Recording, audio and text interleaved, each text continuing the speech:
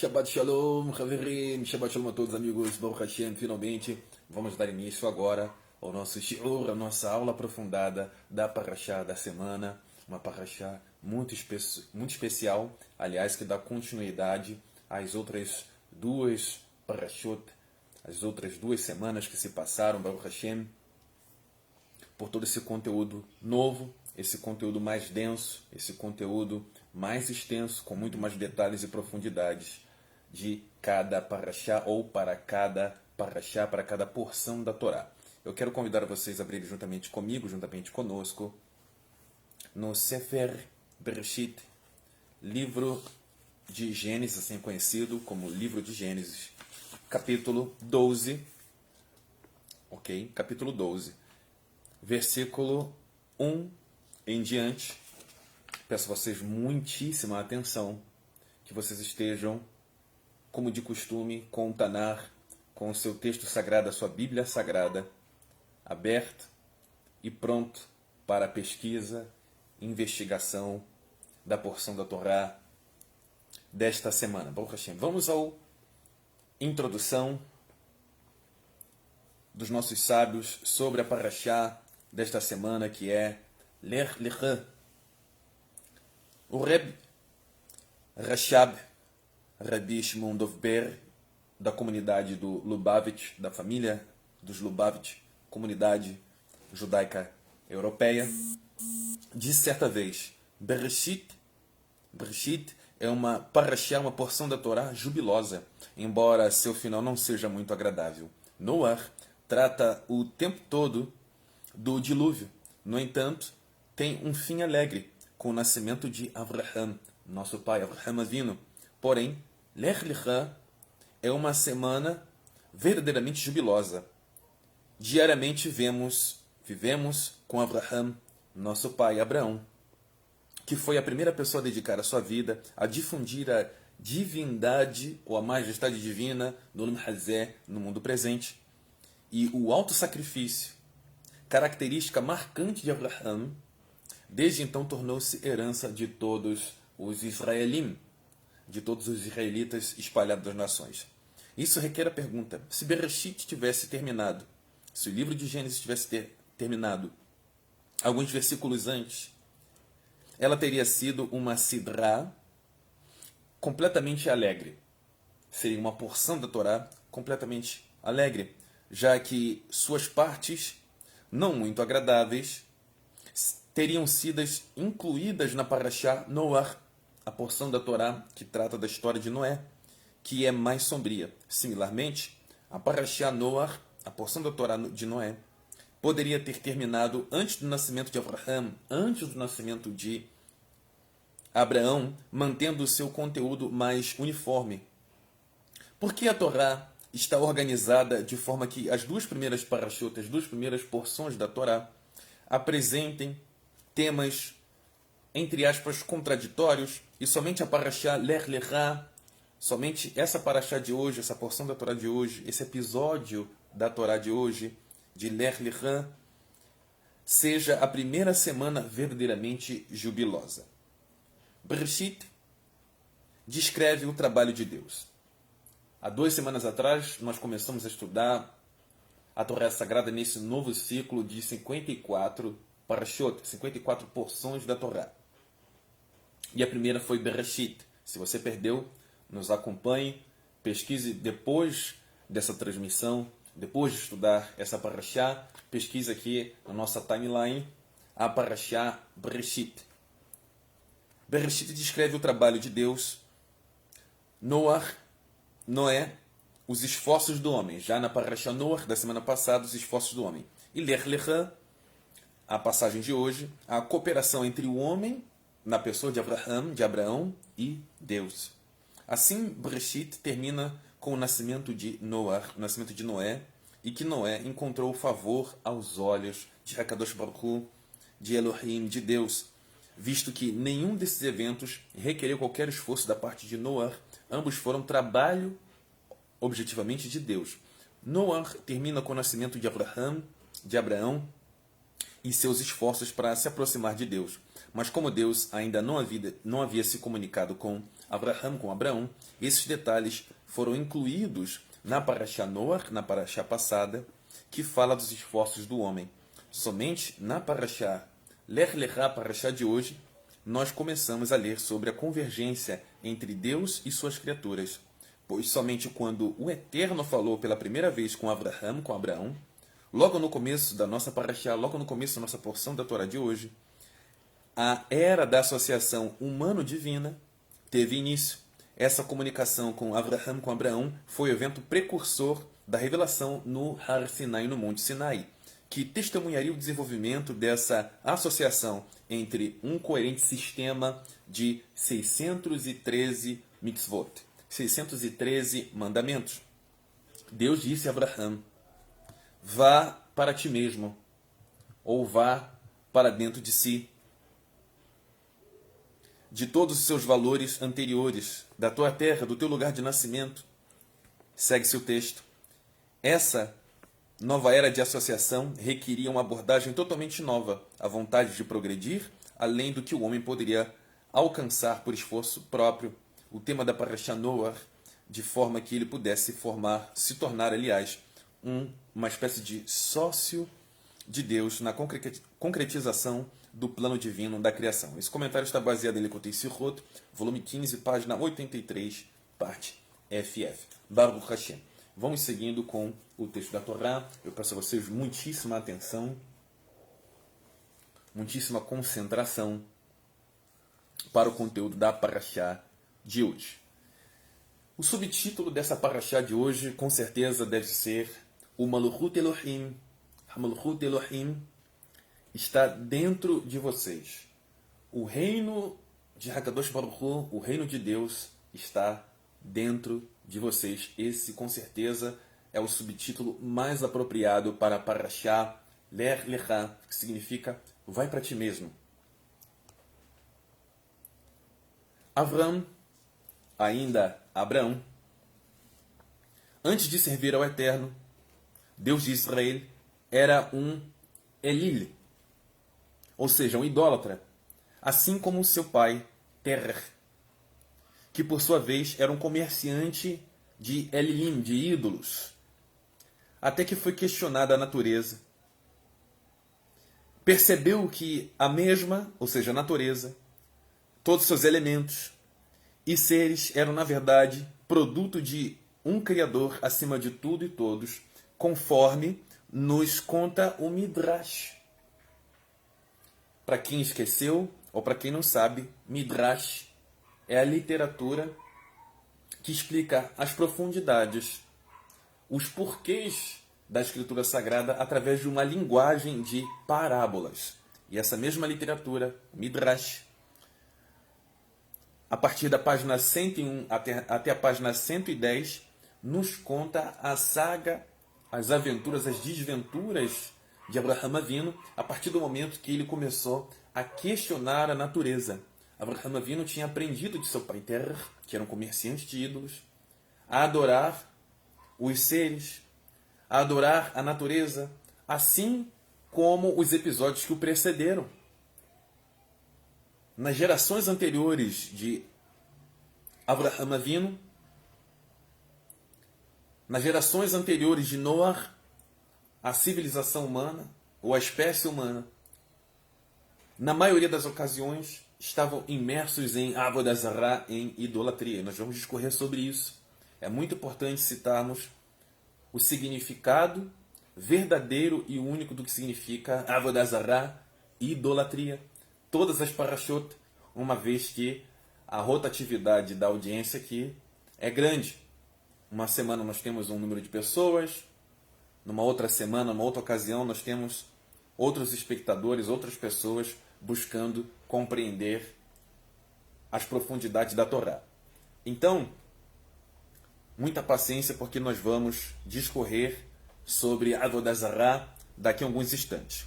Então, meus amigos, o Midrash, essa literatura de parábolas, nos conta que Abraham Avinu começou a questionar a natureza. Ele reverenciava o sol, a lua, as estrelas. Quando estava de dia e vinha a noite, Abraão percebeu, ainda Avram percebeu que a noite vencia o dia. As estrelas, entre aspas, venciam o dia. E ele percebeu, através dessa visão animista, nessa visão idólatra, que os elementos da noite eram superiores aos elementos do dia. E de repente, novamente, vinha o dia, vinha o sol, e todos os elementos que compõem o cenário do dia. Ele percebeu, a partir de então, com a sua mentalidade idólatra, que o sol era superior aos elementos que estavam presentes durante a noite. E com o passar do tempo, Abraão percebeu que, na verdade, todas as coisas haviam sido criadas por um Criador, uma mente superior que tinha colocado propósito em todas as coisas, em todos os seres.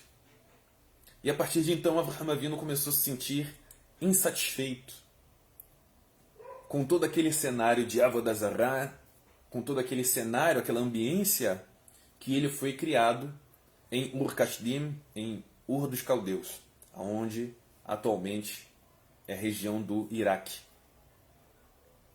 Então ele começou a ficar insatisfeito com aquela realidade, aquele cenário de idolatria, ao qual ele aprendeu desde cedo. E, subitamente, ele começou a se opor e a enfrentar a perseguição de Nimrod Hameler, de Nimrod, o rei. E o Midrash desenvolve toda essa parábola da história de Avraham Avinu frente ao rei Nimrod, uma história muito interessante, muito importante para a compreensão dos bastidores da história de Avraham Avinu. Porém, nós não vamos nos delongar, nós vamos nos ater a essa passagem de Avraham Avinu frente ao rei Nimrod, ao rei Nimrod. O mais importante, nós vamos discorrer a partir de agora.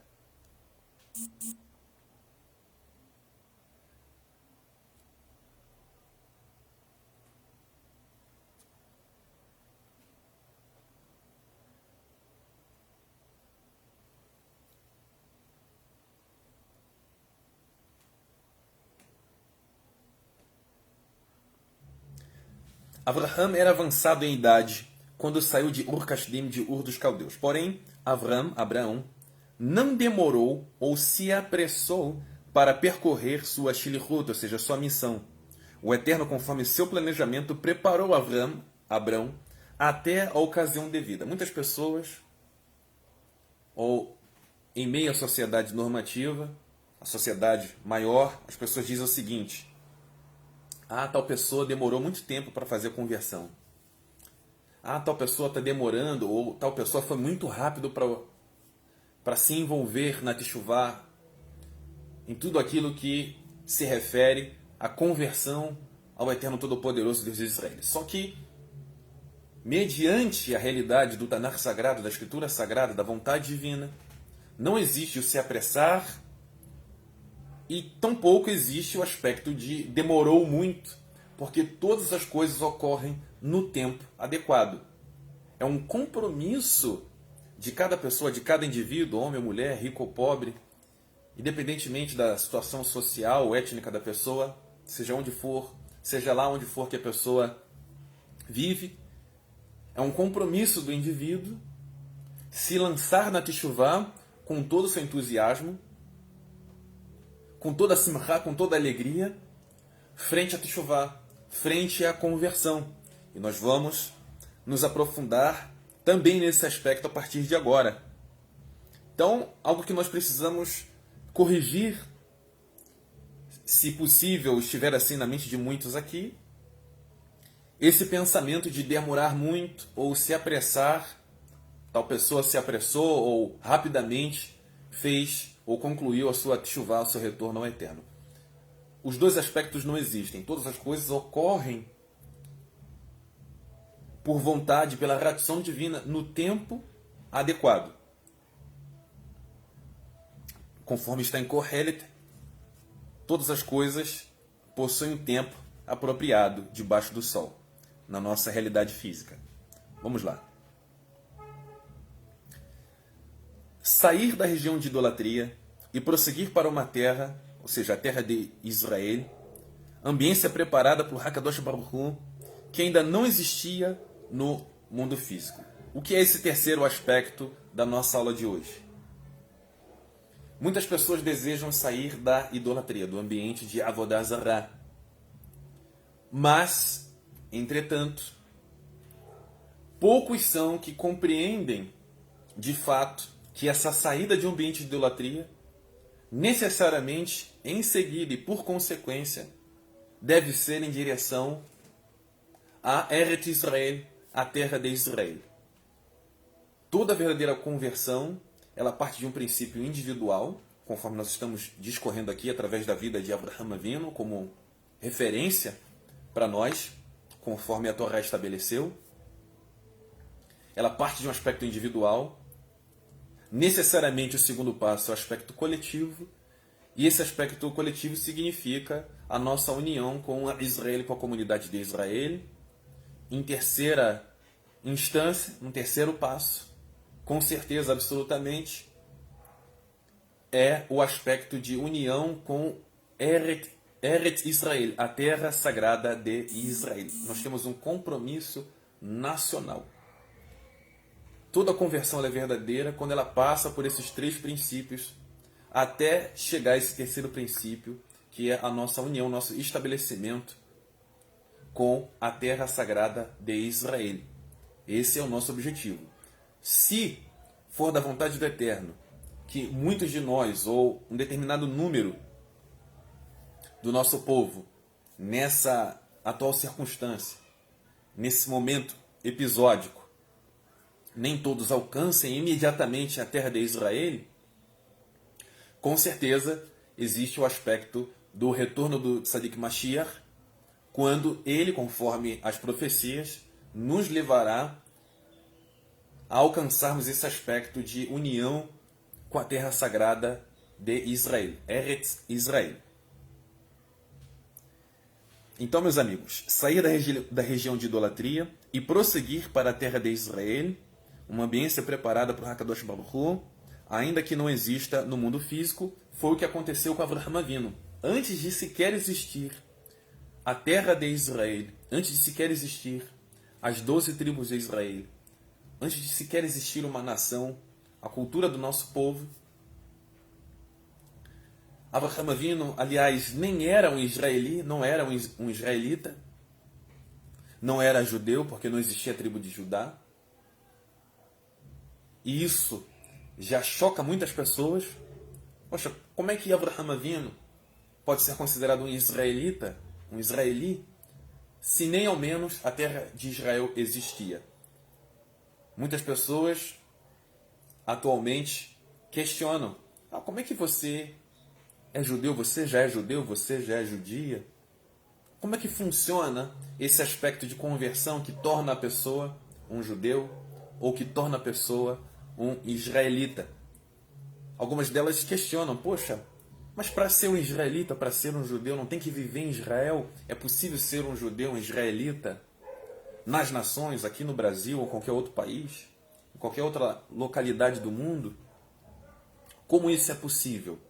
Você é um aprendiz judeu, você é um aprendiz de israelita? Como é que uma pessoa pode ser considerada israelita ou judia, judeu, se a pessoa mora nas nações? Foi o que aconteceu com Avraham Avinu. Foi assim que aconteceu com todos aqueles que viveram antes da terra de Israel sequer existir. Yitzhak viveu na terra de Canaã, porém a terra de Canaã ainda não era a terra de Israel. Era o território que ainda iria ser definitivamente ou definidamente como a terra de Israel. E mesmo assim, já era considerado um israeli. Isso por quê? Porque tudo aquilo que o Eterno estabeleceu já foi feito. nós precisamos entender o aspecto da macrovisão, da visão maior, ou seja, a visão do Eterno, e a nossa visão. Tudo aquilo que o Eterno vê é independente de espaço e tempo. Nós observamos e contemplamos, testemunhamos diversas ações do Eterno, independentemente, ou aliás, dependentemente do tempo e espaço. Nós não percebemos as ações do Eterno sem a dependência de tempo e espaço. Porém, o Eterno age independentemente de tempo e espaço, de hora, de dias, de semanas, de meses, de anos. Então o Eterno estabeleceu todos os seus tzadikim, todos os nossos avós, os nossos pais, nossos patriarcas, os considerou como israelim, como pertencentes de seu povo, mesmo antes do território de Israel sequer ter sido edificado. Então a promessa divina, o planejamento divino, os alcançou antes que esse projeto viesse a ser concretizado. Então, o que a Torá nos ensina? Que o princípio fundamental para que uma pessoa possa ser considerada um israeli, ou um israelita, é o princípio de Neman, é o princípio de Emuná, é o princípio de confiança em Hakadosh Baruch Hu. É o princípio de Kavaná, o desejo interior, o desejo legítimo do coração em servir a Hakadosh Baruch Hu. Uma compulsão, um sentimento de dever, um sentimento de compromisso, de devoção ao Eterno. Essa é a principal característica de todos os israelitas. Então, se você se percebe caracterizado de maneira fundamental por esse sentimento de devoção, de compromisso com o Eterno, haja o que houver, independentemente de geografia, de etnia, de linguagem, de distância, de tempo, se você se percebe compromissado com o Eterno, independentemente das circunstâncias, se você sente a necessidade de estar vinculado às mitzvot, aos mandamentos, e crescendo, se desenvolvendo em conhecer o Eterno e obedecê-lo, então com certeza você é um Bahri, assim como Avraham Avinu, assim como todos os nossos avós, como os nossos pais, que confiaram no Eterno e são os pais do nosso povo, os fundamentos do nosso povo, mesmo sem o território de Israel ao menos ter sido edificado pelo Eterno. Então o princípio fundamental de um israelita é o princípio de Emuná, é o princípio de confiança no Eterno. E essa confiança, obviamente, é inabalável. Independente de opiniões, de críticas, de contestações, de questionamentos, a pessoa está compromissada, enganjada com as mitzvot, com os mandamentos, com o compromisso e identidade nacional. Então a conversão ela não é um aspecto religioso. Avraham Avinu, ele viveu em Ur-Kasdim, depois foi para Teherã, na atual Turquia. Depois desceu para Canaã. Depois de Canaã, ele desceu para o Mitzrayim, para o Egito. Avraham Avinu percorreu diversos territórios. Viveu em diversos territórios, de diferentes linguagens, diferentes culturas, até finalmente se estabelecer na Terra Prometida. E na Terra Prometida que ainda não era, de forma definida, o território ou a nação de Israel. E mesmo assim, foi considerado como o nosso principal patriarca. A principal identidade, o principal ente do nosso povo, Avraham Avinu, o precursor do nosso povo, ao qual o Eterno, na vida de Avraham Avinu, nosso pai, Abraão, instituiu as promessas, as profecias sobre os seus descendentes, que, aliás, foi advertido, notificado para ele, que os seus descendentes seriam numerosos e incontáveis, a ponto de serem incontáveis, e que seriam esses espalhados para todas as nações, para todas as línguas, mas que num dado momento, o Eterno, no Acharit Haimim, no fim dos dias, iria reunir todos os descendentes, toda a semente, toda a Zerá, Israel, toda a semente de Israel, ao ponto que o Tanar, a Escritura Sagrada, nos diz que na ressurreição dos mortos, Abraham irá perguntar: quem são esses filhos que eu não conheço? Ou seja, o número de gerações, o número de pessoas tão incontáveis quanto a areia do mar, tão incontáveis quanto as constelações no universo. E Abraham Avinu não as conhece, de tão numerosa que é a sua descendência.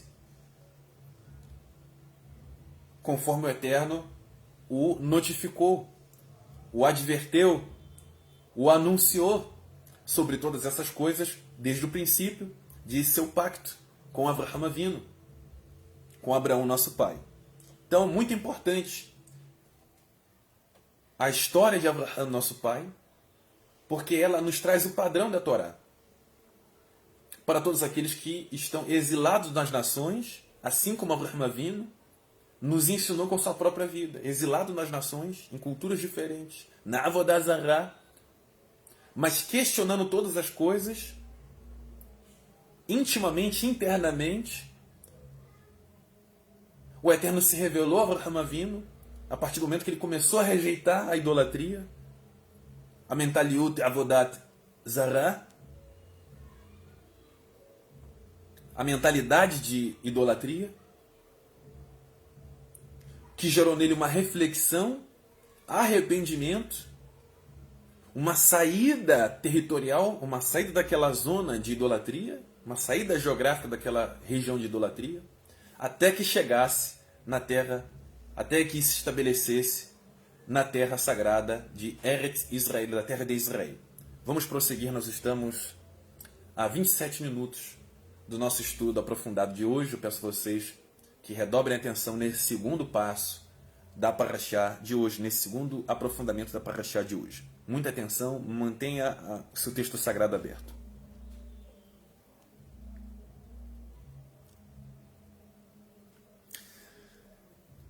Então, a Shlichut de Abraham, a missão de Abraão, nos ensina o quão adversa é a jornada de um Baal Teshuvah, de uma pessoa que está se envolvendo em Teshuvah, em retorno, em conversão eterna.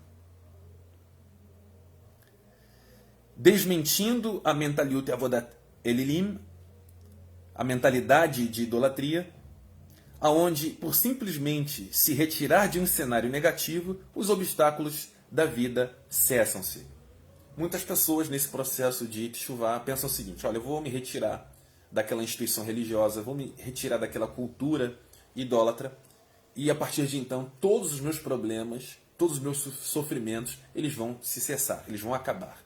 Essa é a verdadeira solução para os meus problemas. Sair geograficamente, eu vou me mudar de casa, eu vou me mudar de bairro, eu vou fazer tudo aquilo que diz respeito a me mudar de um local para o outro. E aí os meus problemas vão acabar.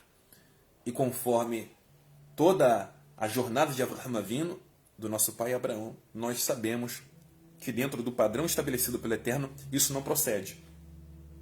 Simplesmente sair do local, sair de um local extremamente pejorativo, que atrapalha a sua teshuvah, é importante, fundamental, sair da Avodah Zará, de uma instituição religiosa ou cultura, que cria uma interposição entre você e HaKadosh Baruch Hu. Com certeza, absolutamente.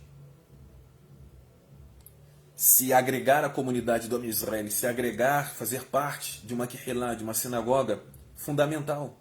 Sair do ambiente de idolatria para o ambiente de Kehilá, de comunidade, de sinagoga, fundamental. Mas somente esse aspecto não resolve os problemas. Somente nesse aspecto importante, os problemas não cessarão. Aliás, as adversidades fazem parte da vida de um tzadik. As adversidades fazem parte inseparável da vida de uma serva, de um servo de HaKadosh Baruch Hu.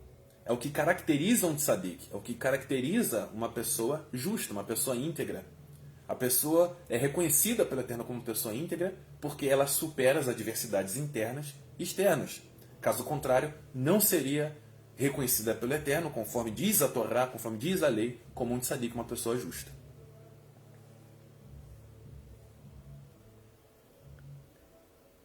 Vamos prosseguir. Quinto aspecto da nossa aula de hoje. Abraham passou por 10 testes, de acordo com a listagem que Rambam, ou seja, Rabi Moshe Ben Maimon, ou Maimônides, listou sobre os 10 testes de Abraham. Quais foram esses 10 testes? Deus diz a ele, Abraão, deixar a sua terra natal para se tornar um estranho na terra de Canaã. Gênesis 12, versículo 1. Segundo teste. Imediatamente após a sua chegada à terra prometida, ele encontra uma fome na terra de Canaã.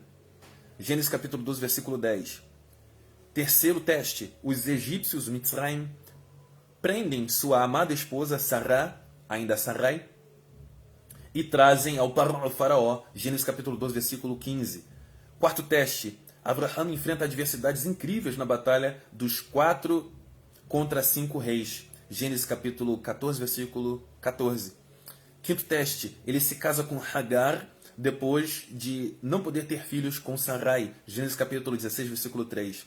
Sexto teste. Deus diz a ele para se circuncidar, concretizar a sua aliança com Hakadosh Baruch Hu através de uma operação cirúrgica na região da glande, no seu prepúcio, na pele que protege a glande, ou seja, o órgão fálico.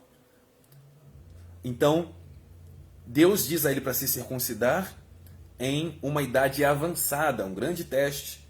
Sexto teste, Gênesis capítulo 17, versículo 24. Sétimo teste, o rei de Gerar captura Sarai com a intenção de tomá-la para si. Gênesis capítulo 20, versículo 2. Oitavo teste, Deus diz para mandar Hagar embora depois de ter um filho com ela. Gênesis capítulo 21, versículo 12. Seu filho, Ismael, torna-se distante, refletido no mandamento de Deus. Décimo teste. Deus diz a ele para sacrificar seu querido filho Yitzhak sobre um altar. Gênesis capítulo 22, versículo 2. Esse é o famoso episódio da Akedah, do sacrifício de Yitzhak, do sacrifício de Isaac. Muitas pessoas que se apresentam como pretensos aspirantes, né, a teshuvá, o retorno eterno, as pessoas que dizem que querem se converter ao eterno, procuram pelo Deus dos nossos avós, dos nossos pais, através de diversas literaturas, diversos livros populares escusos, livros estranhos, fontes estranhas, sábios, ou pretensos sábios, supostos sábios, ou fontes de sabedoria das nações, porém distanciadas da emet, da verdade, e sempre, obviamente, por ser das nações, necessariamente à margem da Torá, ou seja, num aspecto marginal, né, à margem da Torá, à margem da lei divina, porque isso está estabelecido na Torá, que o Eterno restringiu o entendimento da sua vontade, do seu planejamento, apenas para o Am Israel, para o povo de Israel, fazendo que toda e qualquer argumentação, narrativa, conhecimento, sabedoria não proveniente da Torá é absolutamente ilegal. Todo conhecimento, todo entendimento, toda literatura, toda fonte ou pretensa fonte de conhecimento que não está ou que não é uma derivação da Torá, que não atende à Torá sagrada, a constituinte divina, deve ser prontamente rejeitado por todos nós, Bahirim, por todos nós eleitos de Hakadosh Baruch Hu. Então essas pessoas que se envolvem em espiritualidade, espiritualistas, animistas, olha, na verdade, o conhecimento do Eterno, por estar preenchido em toda a terra, toda religião, toda instituição religiosa, todas as culturas, na verdade, estão falando sobre o mesmo Deus. Essa é uma grande falácia espiritualista, porque as ações, os frutos, vão demonstrar quem são as pessoas. E se as pessoas, por mais que digam, por mais que se prontifiquem e se demonstrarem como pessoas que atendem ao Eterno, que estão vinculadas a eles, mas não obedecem aos mandamentos do Eterno, não estão estudando tão somente a Torá Sagrada, se envolvendo em mitzvot, estudando tão somente o Tanakh Sagrado, ou tudo aquilo que compreende a literatura hebraica, kasher, adequada conforme a Torá. Então essas fontes de conhecimento, de sabedoria, entre aspas, não podem ser consideradas legais ou adequadas conforme a Torá Sagrada. Devem ser rejeitadas porque elas são espúrias. Continuando, nós vamos entender exatamente o que isso significa conforme a Torá. Então, o Eterno restringiu o seu conhecimento, a sua verdade, a sua palavra, tão somente ao povo de Israel, ou aqueles que se agregam à casa de Israel. Vamos lá. Deuteronômio capítulo 29 nos diz o seguinte, capítulo 29, versículo 29 ou 28, dependendo da edição. Os conhecimentos ocultos pertencem ao Eterno, nosso Deus. O saber revelado, entretanto, pertence a nós, ou seja, o povo de Israel.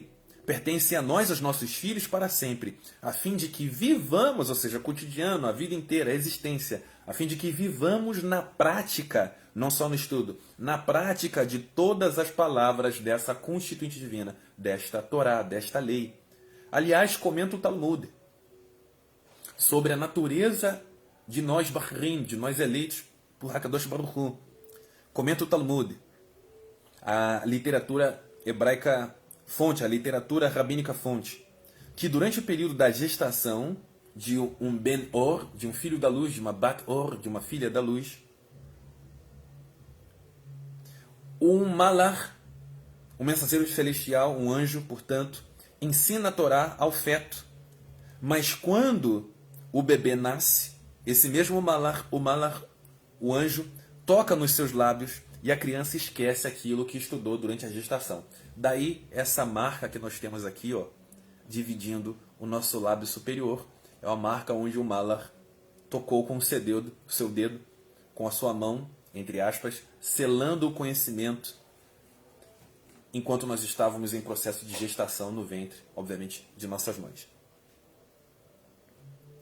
Então, esse aspecto transcendente é muito importante para o nosso conhecimento, para que nós possamos contemplar o quão o Eterno nos ama, ama a todos os seus eleitos, a todos aqueles que foram caracterizados com essa essência, com essa identidade de devotos do Eterno.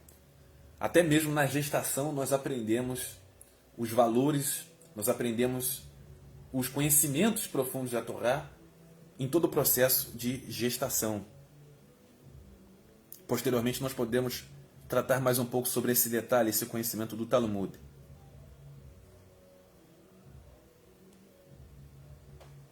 Continuando, pessoal.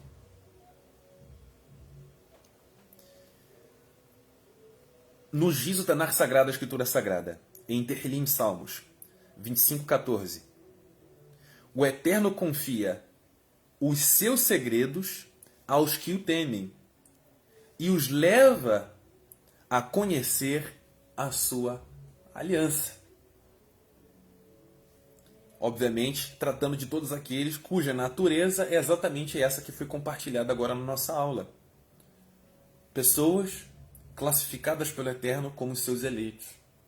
A sua essência, antes de descenderem a esse mundo físico, já eram instruídos pelo Eterno sobre a sua shlichut, a sua missão que deveriam exercer nesse mundo, e durante a sua gestação, no ventre de suas mães, já eram ensinados e instruídos pelo Eterno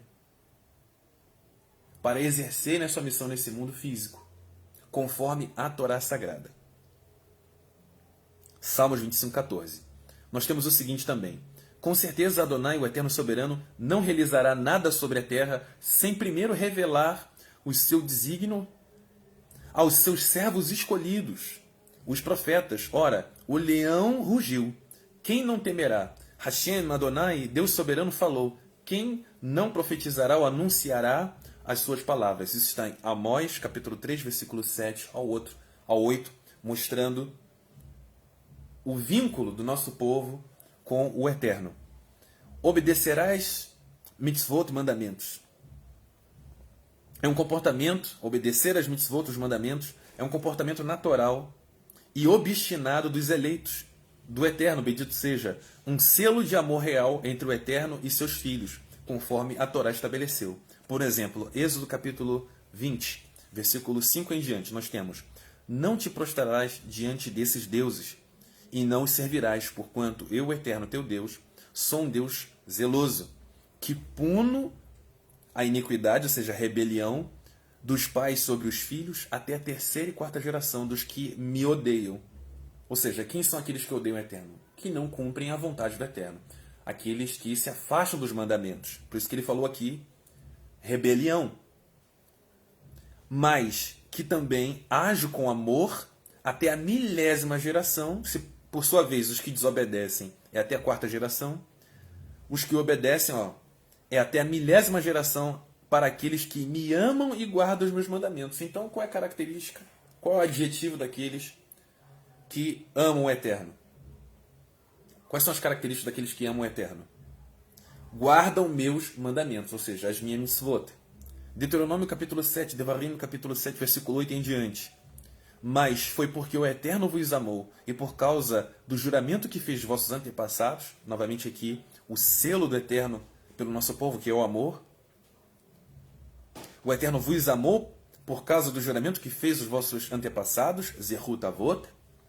Por esse motivo, ele vos libertou com mão poderosa e vos tirou da terra da escravidão, das garras do faraó, rei do Egito. Saberás, portanto, que Hashem, o Eterno teu Deus, é o único Deus fiel que mantém a aliança e o amor por 1000 gerações em favor daqueles que o amam reverentemente e obedecem suas mitzvot, ou seja, é intrínseco, é inseparável essa característica de obediência aos mandamentos do Eterno. Todo aquele que diz que conhece o Eterno, mas não obedece aos mandamentos, comenta os Ketuvim Netzarim, os textos nazarenos, é mentiroso e a verdade não está nele.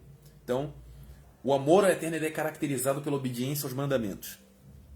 Porque esse é o padrão da Torá, como nós estamos estudando aqui, linearmente, passo a passo. Prosseguindo aqui, do segundo ao terceiro passo da nossa paraxá de hoje, nós estamos orgulhosamente a 40 minutos do nosso shiur de hoje, nossa aula de hoje, paraxá Lech Lecha.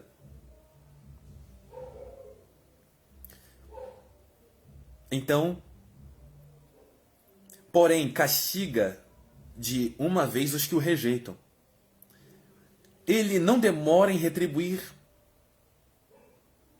de maneira próxima, de maneira rápida, aqueles que o desprezam, aniquilando-os para sempre. A necessidade de compreender o que significa Avodah Zarah.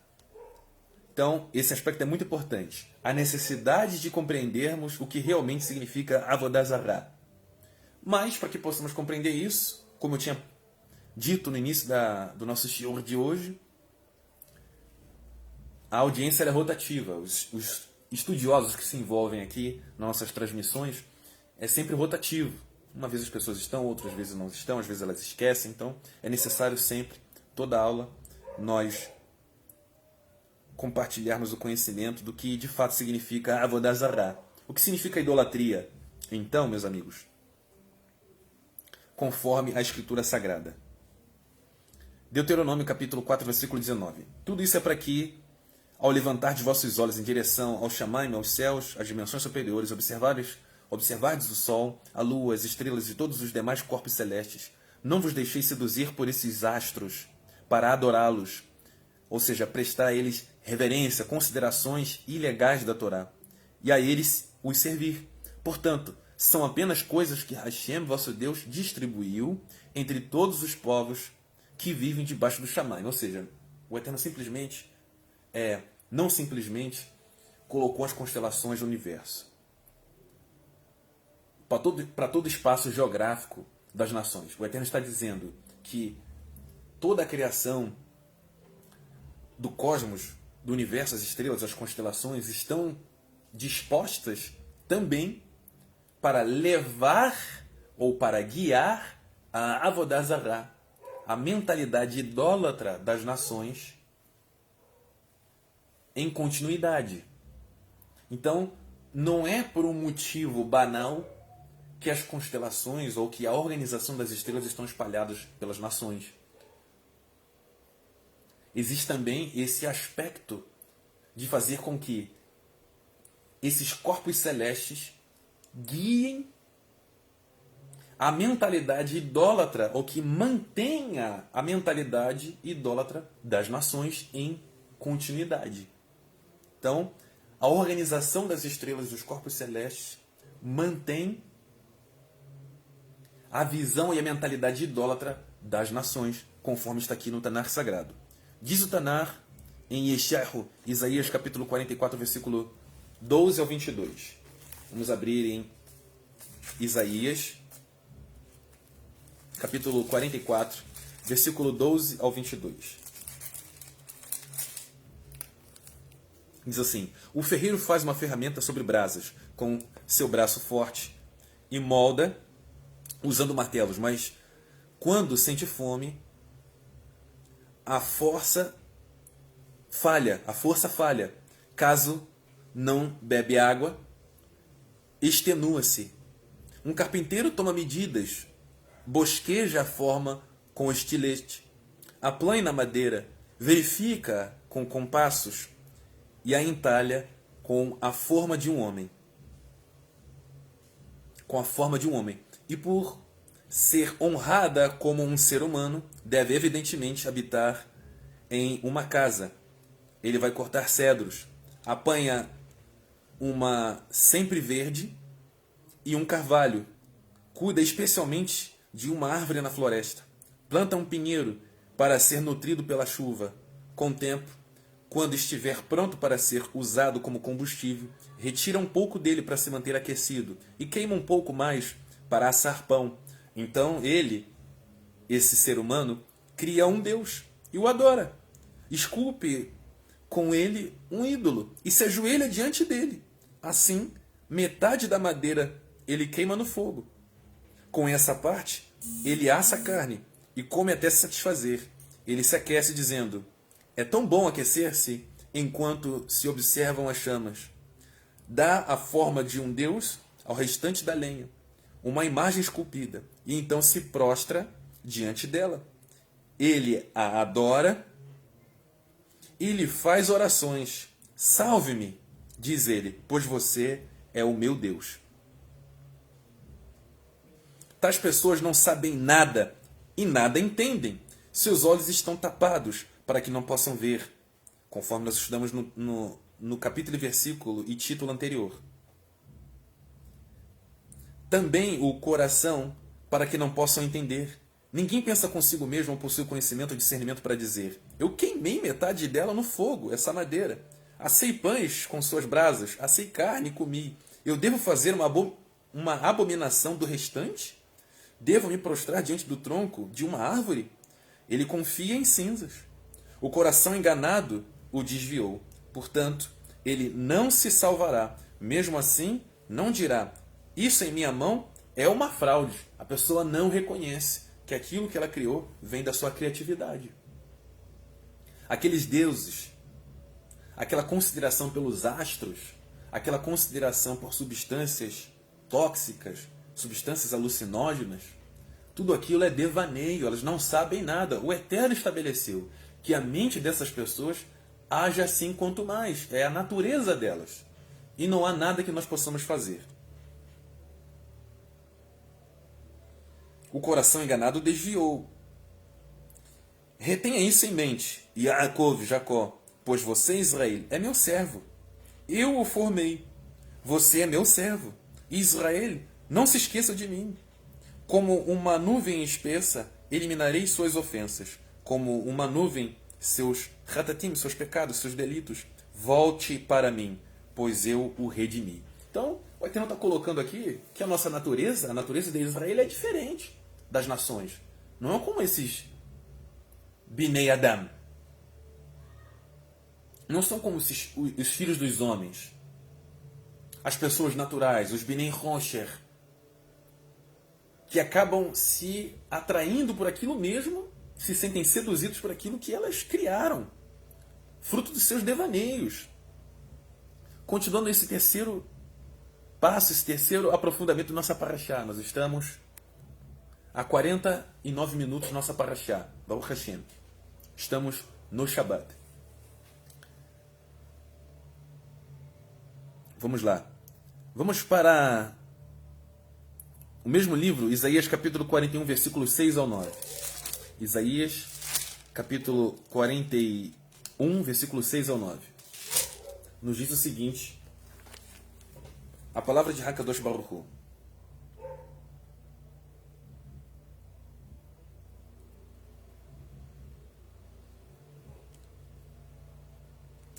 Todos ajudam os companheiros de trabalho, todos dizem aos seus irmãos, sejam fortes. Os marceneiros encorajam oríveis, e os polidores encorajam os marteladores. Ele diz sobre a soldagem, sim, está boa. E então coloca um prego no ídolo para mantê-lo parado. Então, a idolatria, necessariamente, ela contamina os outros.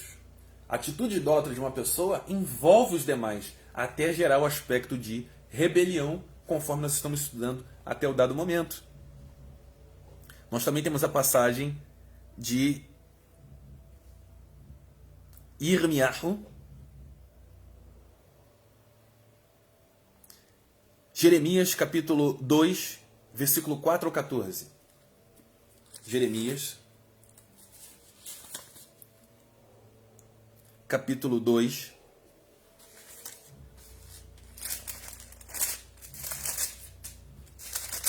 versículo 4, perdão, versículo 4 ao 14. Está assim. Ouça a palavra de Adonai, casa de Jacob e casa de Jacó, e todas as famílias da casa de Israel, todas as 10 tribos. Eis o que diz Adonai. Ouça a palavra de Adonai, casa de Jacob, e todas as famílias da casa de Israel. Eis o que diz Adonai. O que seus antepassados viram de errado em mim, que causou tanto afastamento de mim, fazendo-os andar para trás do nada, e eles mesmos se tornarem nada. Eles não perguntaram onde está Adonai, que nos trouxe à terra do Egito, que nos conduziu através do deserto, porque por entre ermos e ravinas, por uma terra de aridez e sombras da morte, pela terra em que ninguém viaja e onde ninguém jamais viveu, eu os trouxe a uma terra fértil, para usufruírem de seus frutos e todas as suas coisas boas. No entanto, todos vocês entraram nela, macularam minha terra e fizeram de minha herança algo repugnante. Foi assim que diversas gerações do nosso povo agiram diante do Eterno, mediante a tudo aquilo que ele os beneficiou. Os Kohanim e sacerdotes não perguntaram onde está Adonai. Os que lidam com a Torá não me conhecem. Os pastores do povo rebelaram-se contra mim, conforme nós estamos estudando, pelas causas que nós estamos estudando agora. Os profetas profetizam por Baal, por um deus idólatra. E vão atrás de coisas sem valor, ou seja, isso está no plural. Isso é feito de forma coletiva, uma rebelião diante do Eterno. Vamos até o 14. Então faço outra vez minha queixa contra vocês, diz Adonai, a casa de Israel. E façam contra seus netos também, seus descendentes. Atravessem o litoral de Quitim e observem enviem pessoas a Quedar e olhem com atenção. Vejam se algo semelhante a isso já ocorreu antes.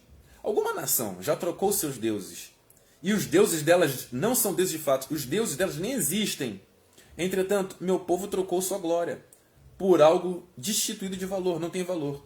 Horrorizem-se com isso, ó céus, pasmem de absoluto horror, diz Adonai, pois meu povo cometeu 2 males. Me abandonaram, ou seja, abandonaram a Torá, a fonte de água viva, e cavaram para si cisternas perfuradas, incapazes de reter água, cisternas rotas, águas podres, que não são boas para o consumo, nem para tomar banho serve. Jeremias capítulo 10, versículo 1 ao 18. Essa aula é fundamental para todos aqueles que querem compreender como funciona a conversão. A verdadeira conversão eterna, conforme o Eterno estabeleceu. Jeremias capítulo 10, versículo 1 ao 18. Nós temos o seguinte. Ouçam a palavra que Adonai diz a vocês, casa de Israel. Eis que Adonai diz: não aprenda o caminho dos goim, dos estrangeiros, dos estrangeiros idólatras. Ou seja, os seus modos, as suas formas, as suas fórmulas, os seus livros, suas literaturas, os seus conceitos, aquilo que ele chama de sabedoria, de conhecimento. Não aprenda o caminho dos goim. Não temos sinais astrológicos. Não considerem nada que diz respeito à astrologia. Mesmo que os goim tenham medo deles, ou temam a eles, ou considerem alguma coisa sobre eles. Pois os costumes das nações não são nada. Nada são. Eles cortam uma árvore na floresta, um artesão a trabalha com seu machado. Eles enfeitam a prata com prata e ouro, prendem-na com martelos e pregos, para não se mexer, como espanto da plantação, ou seja, como espantalho da plantação de pepinos. Ela não consegue falar, exatamente como espantalho, numa plantação. Ela terá que ser carregada, pois não pode andar. Não a temam, ela é incapaz de fazer o mal, além de não conseguir fazer qualquer coisa boa ou má. Vamos agora para Isaías, capítulo 8. Isaías, capítulo 8, versículo 14 ao 21. Nós temos o seguinte: Ele está ali para ser um santuário, mas para as duas casas de Israel, ele será uma pedra de tropeço. Prestem atenção. Uma rocha que lhes obstrui o caminho, uma armadilha e um engano para os habitantes da terra de Jerusalém. Muitos deles tropeçarão e cairão, serão quebrados, pisados e capturados. As pessoas que estão acompanhando os nossos estudos desde a semana retrasada vão compreender sobre serão quebrados, pisados e capturados. Embrulhe esse documento e restrinja seu ensinamento a quem instrui. Esperarei por Adonai, que esconde sua face da casa de Jacob. Olharei para ele. Enquanto isso, eu e os filhos de Adonai, que Adonai me deu, nos tornaremos sinais e maravilhas do Senhor dos Exércitos, que habita no monte de Sião para Israel. Então, quando eles pedirem a vocês para consultar os murmuradores, os médiuns, mediunidade, os agitadores e adivinhos, deverão responder: não deveria o povo procurar seu Deus? Não deveria os israelitas procurar seu Deus? Devem os vivos procurar os mortos para o ensino ou a instrução? Mediunidade, reencarnação, necromancia, astrologia, tudo isso abominável e nojento aos olhos de Akadosh Baruch Hu. Pois eles realmente darão a vocês essa sugestão ignorante. Aflitos e famintos vaguearão pela terra, e por causa da sua fome ficarão irados, e amaldiçoarão o seu rei e Deus. Mas se olharem para cima para Deus, ou para baixo para a terra, verão apenas confusão e trevas, escuridão angustiante e trevas penetrantes. Falando sobre a Galut, a Geulah, o exílio, ou tudo aquilo que envolve a pessoa, exilando a pessoa da presença do Eterno, por causa da idolatria. Então nós estamos aprendendo aqui os princípios, os fundamentos negativos que separam a pessoa de Hakadosh Baruch Hu. Avodah Zarah, a idolatria. Como é que a pessoa se converte do Eterno? Não somente se retirando de ambiente de idolatria, mas também saindo, retirando dela, purgando dela pensamentos e considerações de idolatria. Vamos agora à nossa quarta etapa, a etapa final do nosso shiur, da nossa aula aprofundada de hoje. Vamos para Abacuque, capítulo 2, versículo 18 em diante. Ora, qual a utilidade de uma imagem idólatra esculpida por um artifício, por um artesão? Uma insignificante divindade de metal que ensina mentiras? Pois aquele que faz tais objetos deposita sua confiança na própria obra de suas mãos. Contudo, cria ídolos mudos e inúteis. Ai daquele que diz à madeira: desperta, ou ainda a pedra sem vida: acorda. Poderá de alguma forma um ídolo ou uma consideração idólatra dar alguma orientação? Está coberto de ouro e de prata, mas tal objeto não respira. Não há alento algum dentro dele, não há ruach, não há sopro do Eterno.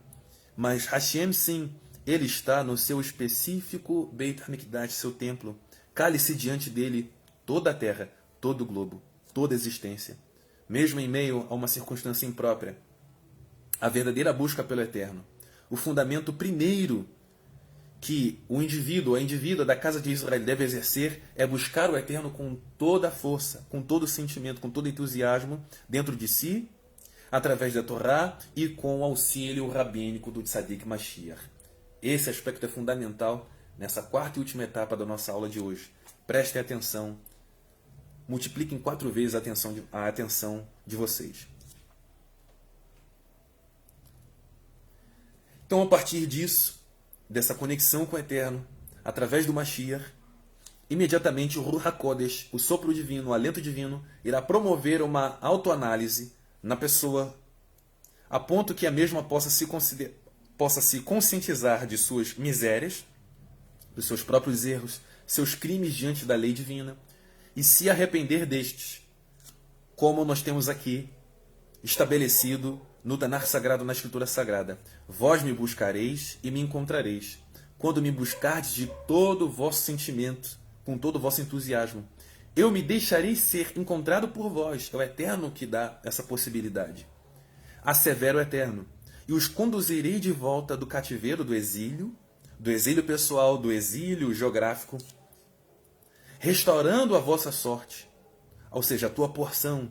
Então eu mesmo os reunirei de todas as partes da terra, de todas as nações da terra, para onde eu os dispersei, e os repartirei para o lugar de onde os deportei. Ou seja, se você se encontra hoje no Brasil, em qualquer lugar do Brasil, em qualquer lugar das nações, respondendo àquela pergunta inicial aqui do nosso estudo de hoje, como é que eu faço conversão para o Eterno? Como é que uma pessoa se torna um israelita?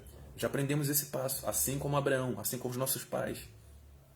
Abraão, Isaac e Jacó, que foram imputados, que foram justificados pelo Eterno, que foram considerados pelo Eterno como seus eleitos, como entes, participantes do povo de Israel, mesmo sem o território de Israel ter sequer existido ainda.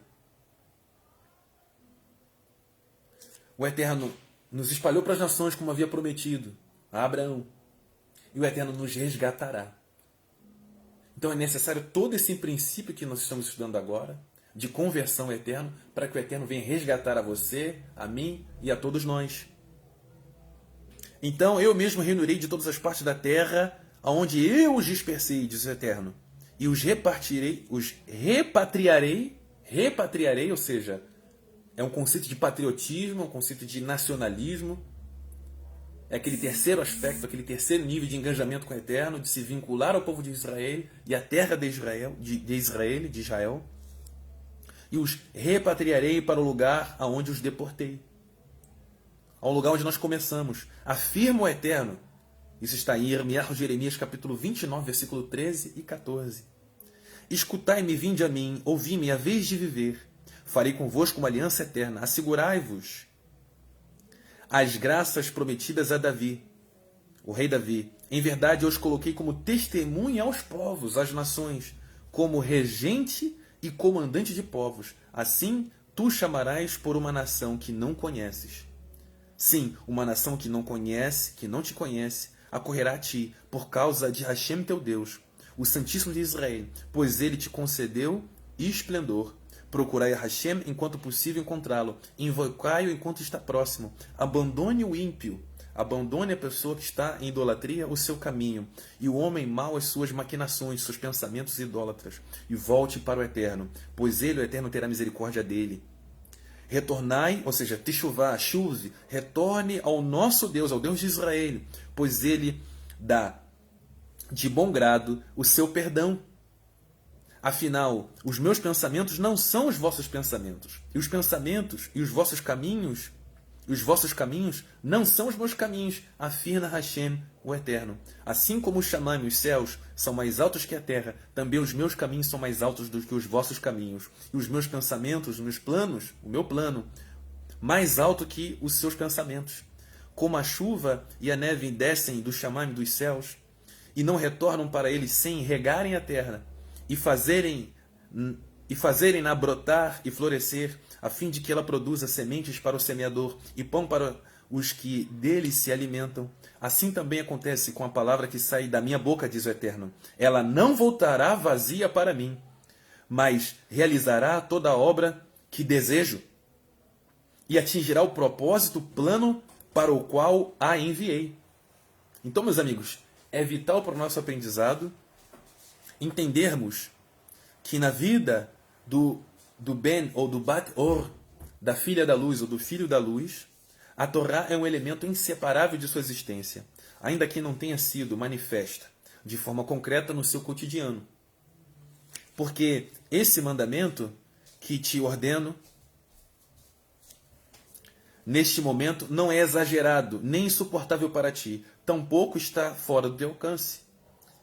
Ele não está nas regiões celestes ou no céu, para que possas questionar quem subirá para nos trazer até os céus, para trazer essa Torá, essa lei e ministrá-los a nós, a fim de que possamos compreender e colocá-lo em prática.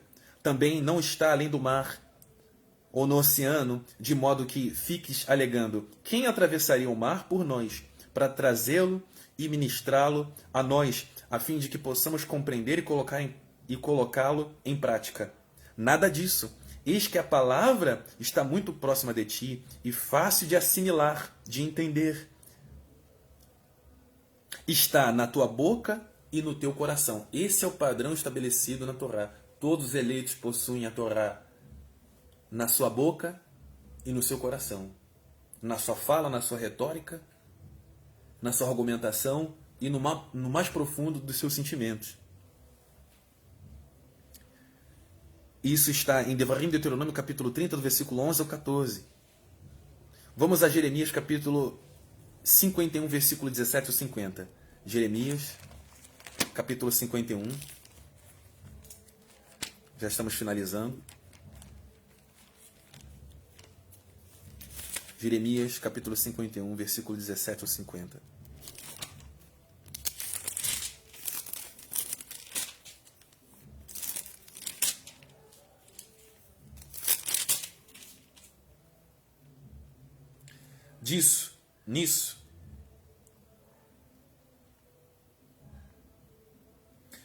Nisso todos mostraram-se estúpidos, ignorantes, todo ourives envergonhado pelo ídolo. As imagens esculpidas são uma fraude, não há fôlego nelas. Elas não são nada, apenas objetos ridículos.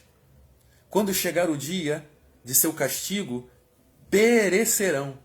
A porção de Yaakov não é como essas, ou seja, perecer por causa de idolatria. Pois ele formou todas as coisas, o Eterno, incluindo a tribo que lhe reivindica por herança. Adonai Tsevaot é o seu nome.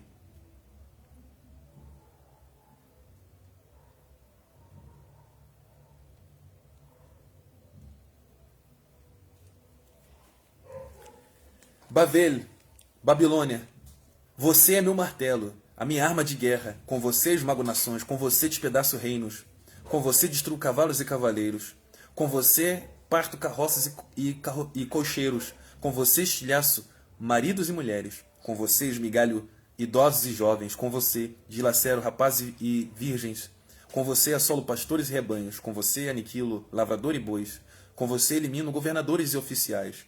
Eu retribuirei a Bavel e a todos os moradores da terra dos Casdim todo o mal que fizeram em Sião, diz Adonai diante de seus olhos. E Yehudá, a Judá, estou contra você, montanha destruidora, que abala toda a terra, diz Adonai. Estenderei a minha mão contra você para fazê-la rolar dos penhascos e transformá-la numa montanha calcinada. Ninguém mais fará pedras angulares ou pedras fundamentais de você. Em vez disso, permanecerá desolada para sempre, diz o Eterno.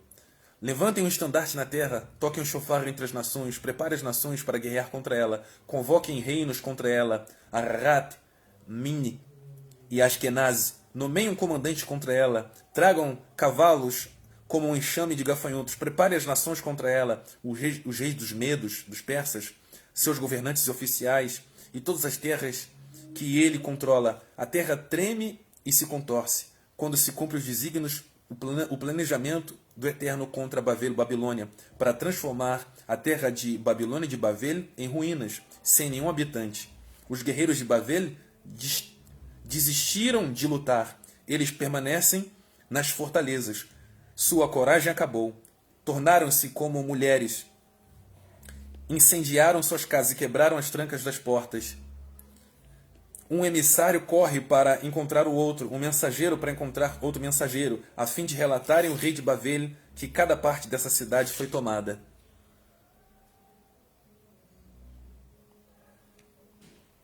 Os vales dos rios foram ocupados. A vegetação dos pântanos foi incendiada, enquanto os guerreiros entraram em pânico. Pois eis que Adonai dos exércitos, o Deus de Israel, diz: a filha de Bavel é como uma eira na época da colheita, somente mais um pouco, e o tempo da colheita chegará. Nabucodonosor, rei da Babilônia, devorou-me e me esmagou, deixou-me como um jarro vazio, um recipiente vazio, como um monstro, engoliu-me por inteiro. Ele encheu a barriga com meus petiscos e em seguida colocou-me para fora. Entretanto, o que vive em Sião dirá: que minha carne rasgada seja vingada sobre Babilônia. E Jerusalém dirá: que meu sangue seja vingado sobre os Casdim, os caldeus. Por isso, eis que Adonai diz: defenderei sua causa e me vingarei por você. Secarei o rio dela e farei de suas fontes evaporarem. Babilônia se tornará um monte de ruínas, uma morada de chacais, um objeto de horror e de zombaria, totalmente desabitada. Eles rugem juntos como leãozinhos, urram como filhotes de leão, mas quando estiverem excitados, prepararei uma bebida para eles, os deixarei tão bêbados, tão tontos, que terão convulsões, dormirão para sempre e nunca mais acordarão, diz Adonai. Eu os levarei como cordeiros para o matadouro, como carneiros e bodes. Sheshar foi capturada. O orgulho de toda a terra foi tomado. Babilônia se tornou objeto de horror em todas as nações. O mar inundou Babilônia. Suas ondas agitadas a cobriam. Suas cidades foram destruídas. Uma terra seca e deserta. Uma terra habitada por ninguém, pela qual ninguém passa. Eu castigarei Bel em Babilônia, e o farei vomitar o que engoliu. As nações não correrão mais a ele. O muro de Babilônia cairá. Saiam dela, povo meu. Preste atenção. Saia dela, povo meu. Cada um salve sua vida. A ira ardente de Adonai. Não desanime, não tenha medo dos rumores que se espalham na terra. Em um ano surge um rumor. E no outro ano seguinte, rumores de violência na terra e de governantes combatendo governantes. Portanto, ouçam. Eis que vem dias em que castigarei os ídolos de Babilônia. Toda a sua terra será envergonhada, e todos os seus mortos jazerão nela. Então o céu e a terra e tudo que nelas há cantarão de alegria por causa de Babilônia, pois os saqueadores do norte estão chegando, diz Adonai. Como Babilônia fez cair mortos aos de Israel, assim cairão os de Babilônia e de toda a terra. Vocês que escaparam da espada ou da violência, vão, não fiquem parados. Lembre-se que Adonai na terra distante. Lembre-se de Adonai na terra distante, que Jerusalém ocupe a mente de vocês. Diz assim o Tanar Sagrado. Vale a pena também uma leitura de Ezequiel, capítulo 34, versículo 20 ao 24. Um padrão estabelecido pelo Eterno na Torá, comentado por Hazal, os nossos sábios de bendita memória, no Humash, nesse Humash aqui, Gutenik, nessa edição, sobre a Parashá Tetzaveh, a partir de Shemot, Êxodo capítulo 20, versículo 20. Aqui em Ezequiel capítulo 34, versículo 20 ao 24, o Eterno estabeleceu David, ele usa o nome David, para tratar sobre Mashiach, como seu único pastor, seu único roé, que irá guiar o povo. Ezequiel capítulo 34, versículo 20 ao 24. Confira depois da Parashá esse texto, que é um padrão estabelecido pelo Eterno, comentado pelos nossos sábios, sobre o vínculo nosso, do povo de Israel, com o Eterno através do Mashiach. Esse é o aspecto final da nossa aula de hoje. Vamos a esses comentários. Nós temos aqui o seguinte, pessoal. Na Parashá Tetzaveh, que é lá em Shemot, Êxodo, capítulo 20, versículo 20 em diante, nós temos alguns comentários de nossos sábios para a gente compreender esse aspecto do Mashiach conosco.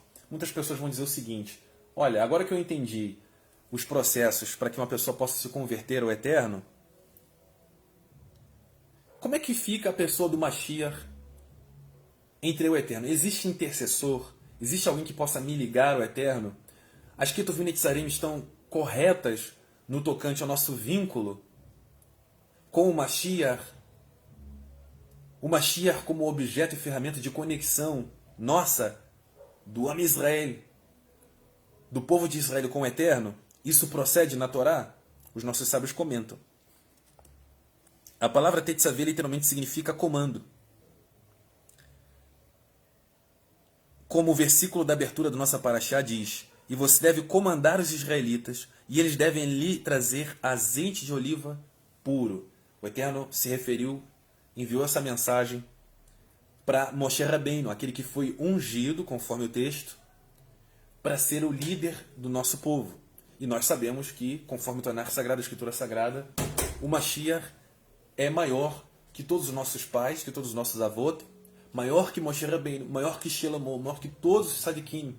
Ele é o líder do nosso povo, o líder humano supremo, acima de todos os Sadikim, sem negar, obviamente, o legado de todos os justos do nosso povo. Então o Eterno disse para Moshe Rabbeinu que era o Mashiach. Isso é um padrão estabelecido pelo Eterno sobre a figura do Mashiach. Você deve comandar os israelitas e eles devem lhe trazer azeite de oliva puro. Comandar os israelitas. Porém, Tetzaveh também é derivado da palavra tzavta, que significa conexão. De acordo com essa tradução, o versículo poderia ser dito: e você deve conectar os israelitas. Então, esse é o padrão estabelecido pela Torá sobre a figura de Mashiach aqui em Shemot, Êxodo, capítulo 27, versículo 20 em diante. E você deve conectar os israelitas. Isso indica o fato de Moshe conectar os israelitas com Deus. Quando ele tem sucesso nessa tarefa, Moshe, ou Mashiach, também se fortalece espiritualmente. Pois, como um verdadeiro líder do nosso povo, toda a sua essência e ser são baseados no povo, um vínculo nacional com o povo. De forma que quando o povo aumenta a sua conexão com Deus, a sua emuná, a sua fé, Moshe, ou Mashiach, fica mais forte. Isso é indicado na continuação do versículo. E eles devem lhe trazer azeite de oliva puro.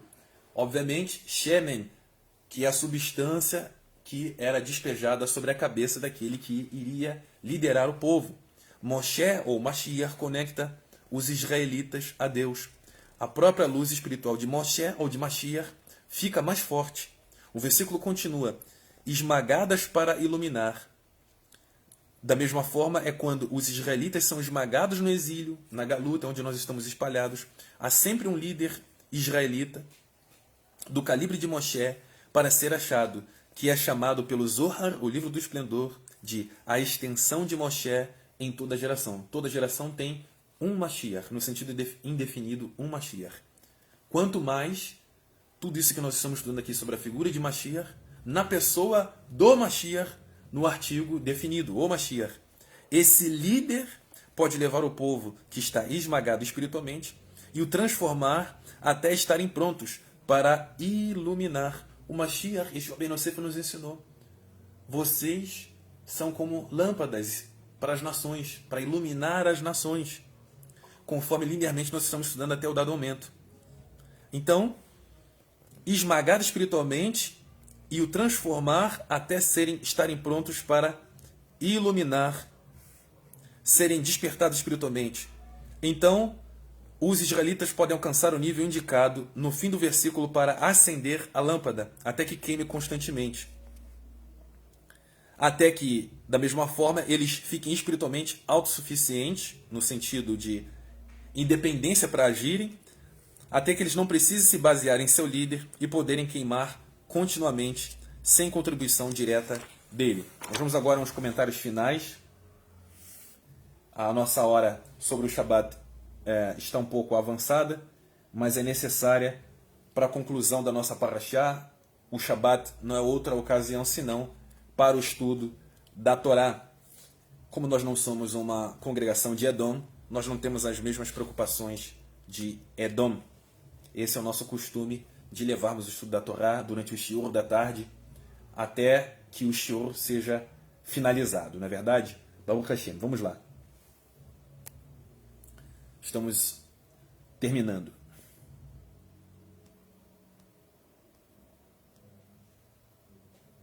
Então nós estudamos o padrão estabelecido pela Torá.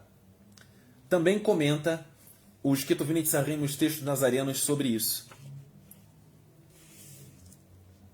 Antes dos comentários dos textos nazarenos, vamos ver os outros comentários dos nossos sábios sobre essa conexão do Mashiach com o povo. Mashiach é superior a Moshe Rabbeinu como intercessor e como uma conexão do nosso povo com o Eterno. O Baal HaTurim diz o seguinte: escreve que o nome de Moshe não é mencionado nessa parashá, Tetzaveh, o que significa que o pedido dele para que me apague de seu livro, que Moshe mencionou diante do Eterno, foi de certo modo cumprido. Então o versículo da abertura da nossa parashá não se refere a ele através do nome de Moshe, mas simplesmente como você. Moshe é referido aqui nessa parashá apenas como você, e não nominalmente, Moisés. Mas como qualquer parte da Torá pode ficar destituída de Moshe, mesmo de modo sutil. Moshe e a Torá são, em realidade, preste atenção, em realidade uma só unidade. Porque Moshe é o Mashiach, é um Mashiach naquela ocasião, ele e a Torá são uma só unidade. Ao ponto que nos referimos à Torá de Moshe. Chegamos ao ponto de dizer Torá de Moshe. Quanto mais Torá de Mashiach. Por isso, a licitude e a legalidade quando o Mashiach diz, ou quando é dito sobre o Mashiach, aquele que obedece meus mandamentos, ou seja, a minha explicação, os meus esclarecimentos sobre a Torá, trazem à tona esse aspecto, essa expressão de meus mandamentos, ou a Torá de Moshe, apesar de não ter sido escrita pelo Mashiach, apesar de não ter sido escrita por Moshe Rabbeinu, o fato de um Mashiach estar tão vinculado à Torá, os dois se tornam uma só unidade. Vamos prestar atenção na aula, pessoal. Vamos esquecer um pouquinho o horário e prestar atenção na aula. A unidade do Mashiach com a Torá faz com que gere essa expressão de Torá de Moshe, ou a Torá de Mashiach, ou as mitzvot de Mashiach. Mashiach, obviamente, como Moshe, não são os autores da Torá, mas o vínculo e a unidade deles, conforme está aqui, no Faísca de Hassidut, página 204 do Chumash Gutinik, traz essa expressão de Torá de Mashiach, Torá de Moshe, mitzvot de Mashiach, mandamentos do Tzadik Mashiach. É por esse motivo, é por essa razão que essas expressões existem, por esse vínculo, essa unidade do Mashiach, da figura de Mashiach, com a Torá. Prosseguindo, nós temos mais um comentário de Kili Yakar, que nos diz o seguinte: a Torá está nos ensinando que um milagre aconteceu ao acender a menorá, nessa parashá, nesse episódio de Tetzaveh, embora as lâmpadas só queimassem da noite até a manhã, conforme o versículo 21 dessa parashá aqui de Tetzaveh. De forma milagrosa. Vamos prestar atenção.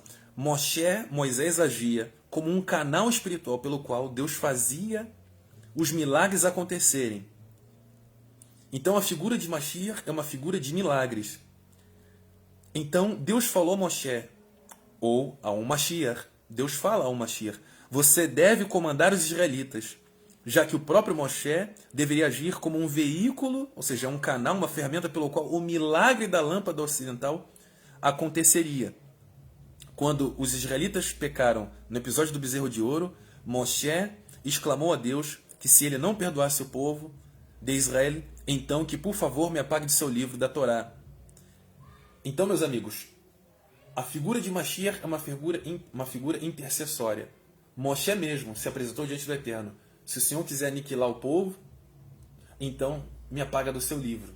Moshe agiu de uma forma intercessora e ele foi ungido para tal, para ser intercessor.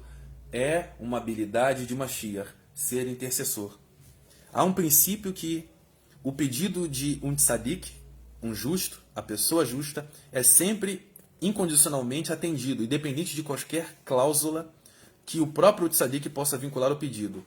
Assim, em nosso caso, mesmo que no final os israelitas foram perdoados por Deus, o pedido de Moshe, ou do Mashiach, para ser apagado da Torá, ainda tinha de ser cumprido de algum modo. Por isso o nome de Moshe não é mencionado nessa paraxá, de forma que sutilmente poderíamos dizer que ele realmente foi apagado da Torá. Então a paraxá começa, e você deve comandar, evitando fazer qualquer referência ao nome específico de Moisés diretamente. Aí tem a pergunta, por que Moshe trouxe sacerdotes próximos a ele? Segundo Ibn Ezra, o próprio Moshe era um sacerdote, a fonte de todo sacerdócio. Arão e seus filhos se tornaram sacerdotes vindo para perto de Moisés, ou seja, até o sacerdócio, toda a autoridade do nosso povo é constituída, é qualificada, é nomeada por causa da união das pessoas à figura de Mashiach. Esse é o padrão estabelecido pela Torá. Tudo isso que nós estudamos até agora, até esse dado momento, linearmente, está aqui na Torá, estabelecido pelo próprio Eterno na sua lei. Que a conversão com o Eterno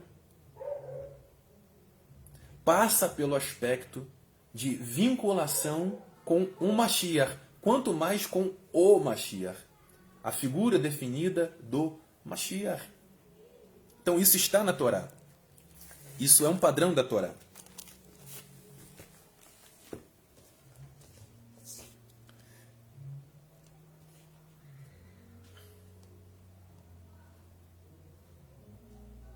Comenta os Netzarim, os nazarenos, os textos nazarenos. Todo aquele que crê que Yeshua é o Mashiach é nascido de Deus, porque está na Torá. Os que são considerados filhos do Eterno são aqueles que obedecem seus mandamentos, que o Eterno abençoa até a 1000ª geração. Vamos prestar atenção na aula da Paraxá, pessoal. Então, todo aquele que crê que Yeshua é o Mashiach é nascido de Deus.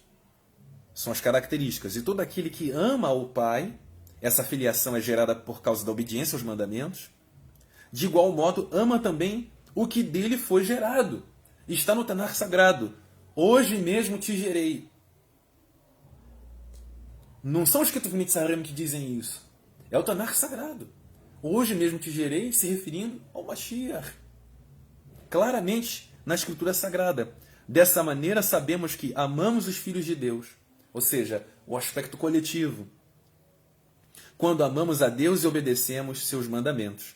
Porquanto nisso consiste o amor a Deus, em que pratiquemos seus mandamentos. E seus mandamentos não são penosos, não são pesados.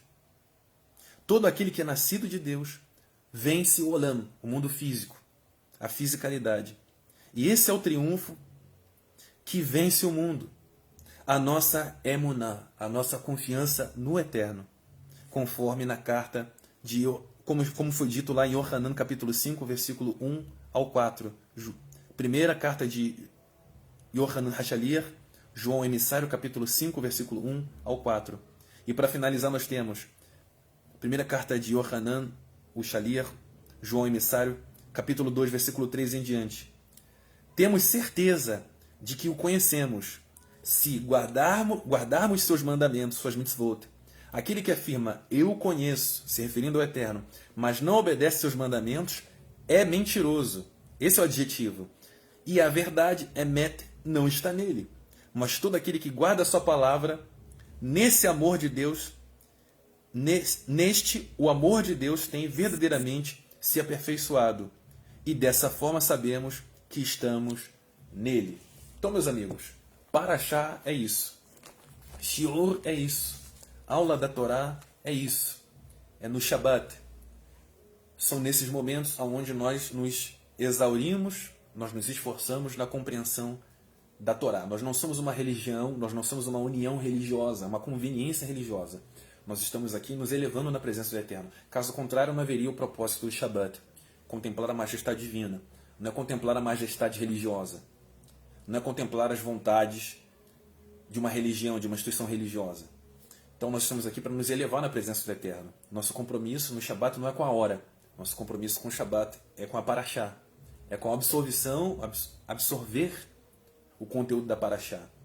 E hoje foi uma aula extremamente complexa para a reunião de todo esse conteúdo fundamental.